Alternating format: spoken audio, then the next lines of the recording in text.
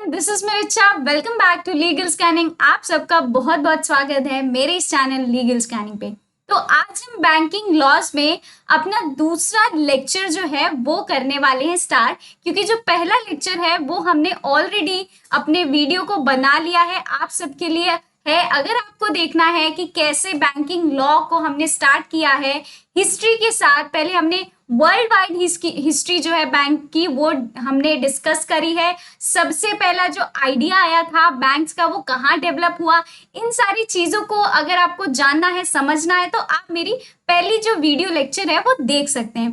आज हम अपना दूसरा वीडियो जो है वो अपलोड करने वाले आप सबके लिए, और हम यहाँ पे देखेंगे कि इंडिया में कैसे जो बैंक्स थे या फिर बैंकिंग जो सिस्टम था वो कैसे इस्टेब्लिश हुआ, कहाँ से आया, ठीक है, या फिर जो पहला बैंक था इंडिया में वो कब इस्टेब्लिश हुआ था, प्री इंडिपेंडेंस, पोस्ट इंडिपेंडेंस, हम इन सारी चीजों के बारे में आज की इस वीडियो में करने वाले हैं discuss. So let's start today's video.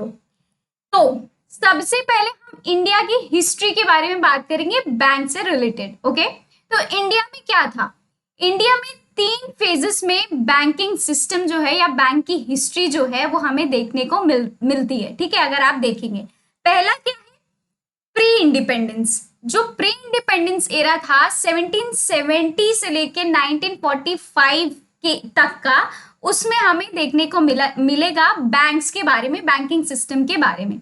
दूसरा है हमारा पोस्ट इंडिपेंडेंस।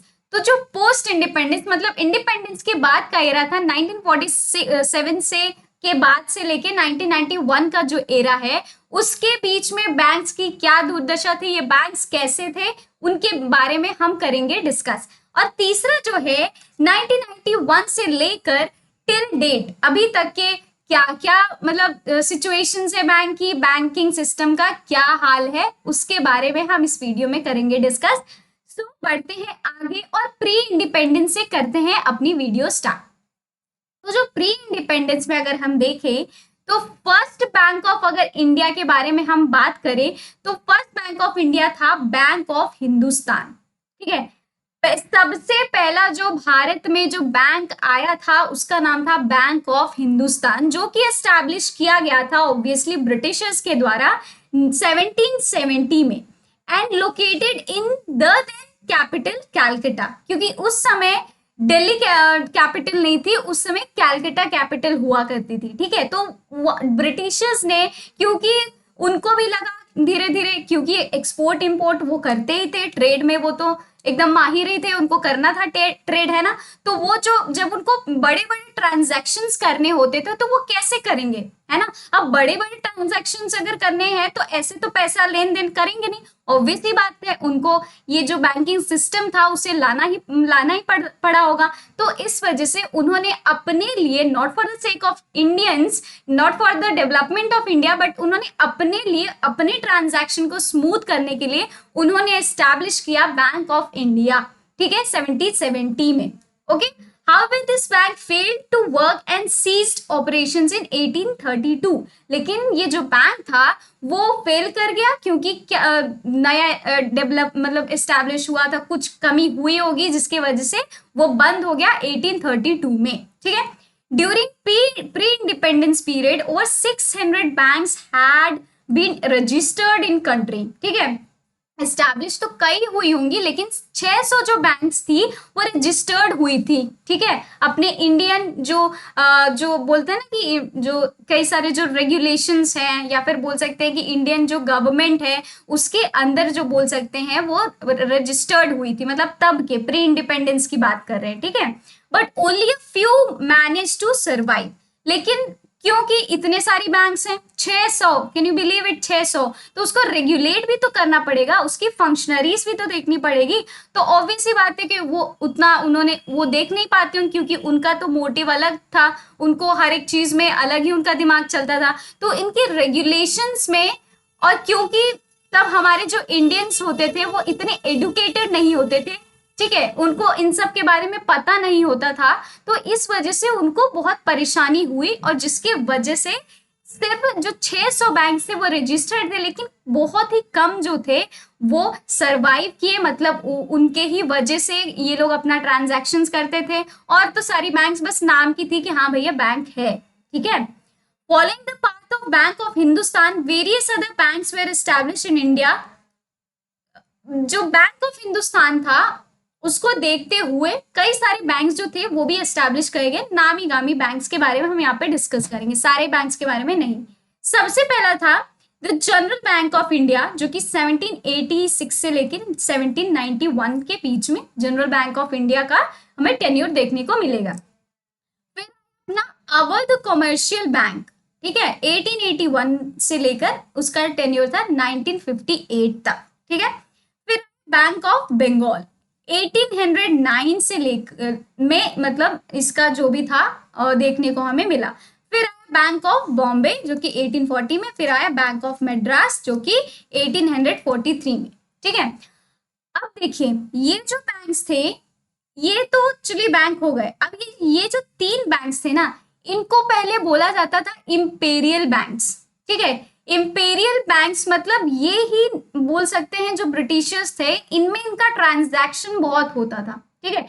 इसको इन्होंने बहुत मान्यता देके रखी थी। So during the British rule in India, the east India company had establish 3 banks. उन्होंने 3 बैंक्स पहले एस्टैब्लिश करे थे 1809 में, ठीक है, जो कि उनके लिए बहुत सही था। That is bank of Bombay 1840 में, फिर बैंक ऑफ मद्रास 1843 में, और उसके बाद उनका जो पहला बैंक था वो है bank of Bengal, that is 1809 में, ठीक है। अब उन्होंने इन तीनों बैंक्स को ये कहा कि ये प्रेसिडेंशियल बैंक्स हैं, ठीक है, या फिर हम बोल सकते हैं ये क्या है तीनों, ये क्या है, इनके इंपेरियल बैंक्स हैं, ठीक है। फिर क्या हुआ, इन्होंने इसको 1921 में ये बोला कि ये हमारे प्रेसिडेंशियल बैंक्स हैं। तो these 3 banks were later merged into one single bank in 1921। तो ये जो तीनों बैंक्स थे इनको मर्ज कर दिया गया, जो कि पहले अलग अलग थे, ठीक। और जब मर्ज कर दिया गया तो इनका नाम दिया गया इंपेरियल बैंक ऑफ इंडिया, ठीक है।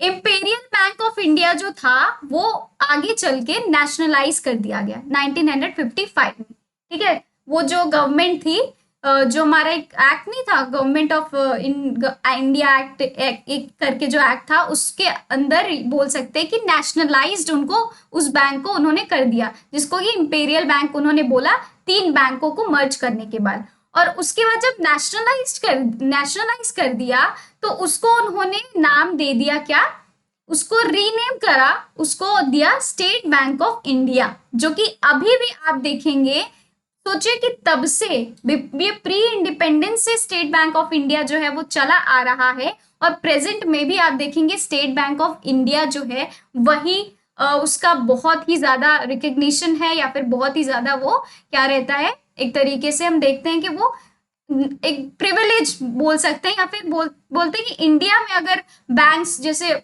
नेशनलाइज्ड, ये है भी गवर्नमेंट का बैंक है ही, है ना। तो जो स्टेट बैंक ऑफ इंडिया है उसको उन्होंने इंपेरियल जो बैंक्स थे उसको क्या किया, उन्होंने पहले नेशनलाइज किया, और नेशनलाइज करने के बाद उन्होंने नाम क्या दे दिया, स्टेट बैंक ऑफ इंडिया।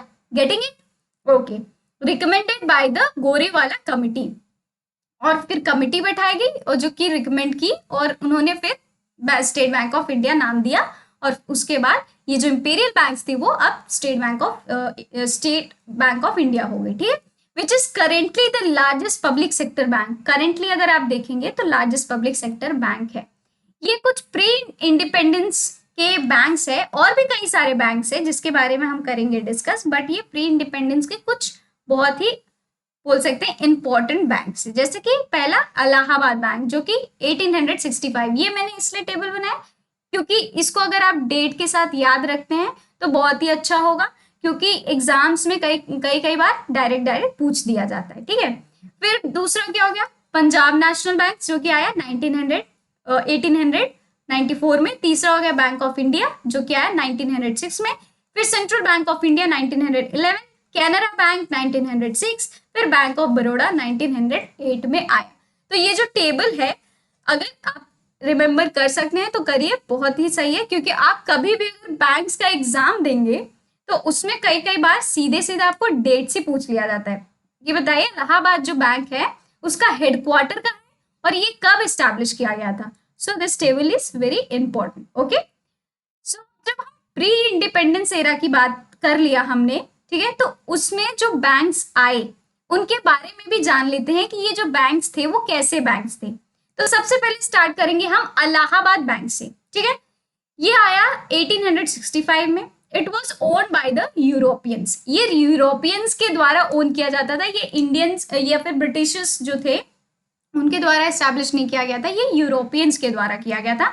और ये पहला जॉइंट स्टॉक कमर्शियल बैंक था। जॉइंट स्टॉक कमर्शियल बैंक मतलब जॉइंट स्टॉक में क्या होता है कि जब दो कंपनीज होती है, जब सेम आइडिया के लिए या फिर बोल सकते हैं कि जब वो किसी भी सेम मोटिव के लिए वर्क करती हैं टुगेदर, ठीक है, तो उसे हम क्या कहते हैं, जॉइंट स्टॉक। तो फर्स्ट ऐसा जॉइंट स्टॉक कमर्शियल बैंक जो था वो इंडिया में एस्टैब्लिश किया गया, ठीक है। जो यहाँ पे थे इंडियन में जो भी इस बैंक को रेगुलराइज कर रहे होंगे या फिर जो भी उसको देख रहे होंगे वो, और फिर जो यूरोपियंस थे इन्होंने क्या किया, सेम मोटिव के साथ, सेम आइडिया के साथ आगे बढ़ने के लिए इन्होंने फर्स्ट जॉइंट स्टॉक जो है इंडिया का वो इलाहाबाद बैंक को बनाया, ठीक है। अब ये जो इलाहाबाद बैंक थी जो स्टैब्लिश हुई थी वो एक ट्रीटी साइन किया गया था, उसके बाद वो एस्टैब्लिश हुई थी, ठीक है।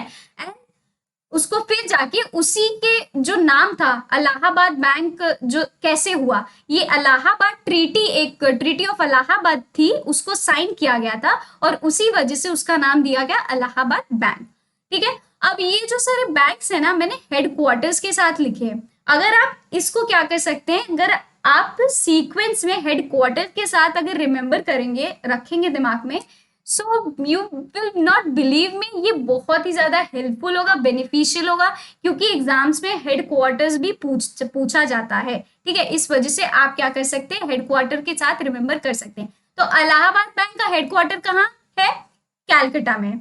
ओके, चलिए दूसरा आता है अवध बैंक। अवध जो बैंक है उसका टेन्योर था 1881 से लेके 1958 तक, ठीक है, लंबा टेन्योर था। तो it was the first bank manage by the Indian boards with limited liabilities.